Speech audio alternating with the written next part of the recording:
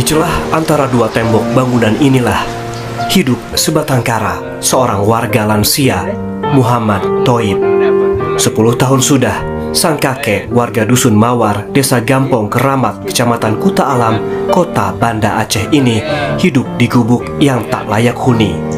Gubuk berukuran 2 meter ini terbuat dari triplex dan seng bekas, serta kain untuk menutup lubang pintu. Di dalamnya hanya terdapat tempat tidur usang yang ditutupi kelambu. Tiada kamar mandi atau dapur. Untuk kebutuhan air bersih, sang kakek terpaksa menumpang ke asrama mahasiswa yang letaknya tak jauh. Bukan hanya itu, ia pun sehari-hari tidak dapat menikmati penerangan karena gubuk miliknya tidak dialiri listrik.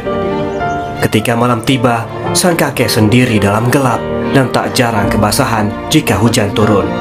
Thoib mengaku terpaksa tinggal di gubuk tak layak huni karena inilah satu-satunya tempat yang ia miliki. Ia pun tidak memiliki penghasilan tetap di usia yang tak lagi muda. Kalau hujan gimana nih hujan nih? Udahlah mandi sambil tidur. Sebelum bangun udah mandi duluan. Sementara itu, pihak desa mengaku telah mengusulkan bantuan rumah layak huni ke Baitul Mal Kota Banda Aceh dan dinas terkait.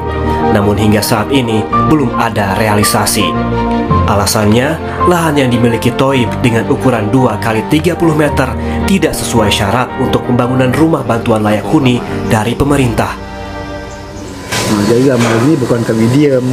Kami sudah pernah bekerja dan bertahun, bukan tahun ini, sudah 3 tahun, 4 tahun yang lalu kami sudah pergi, sudah lihat, dan semua ini sudah kami serahkan kepada Baitul Mal. Kami sudah minta bantuan Baitul Mal untuk dibangun, sudah minta perkin PU, sudah itu apa PUPR ya, sudah ke PUPR, sudah 3, PUPR sudah lihat, pergi lihat.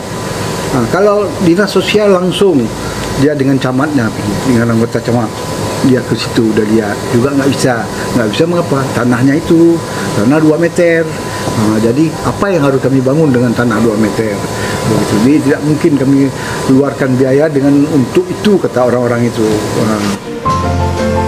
Kini sang kakek hanya berharap bantuan dan belas kasih dari dermawan dan pemerintah. Jangankan untuk membangun rumah, untuk mengisi perutnya yang kosong pun ia kerap tidak sanggup. Pertolongan dari warga sekitarlah yang bisa ia andalkan saat ini. Raja Umar, Kompas TV, Banda Aceh, Aceh.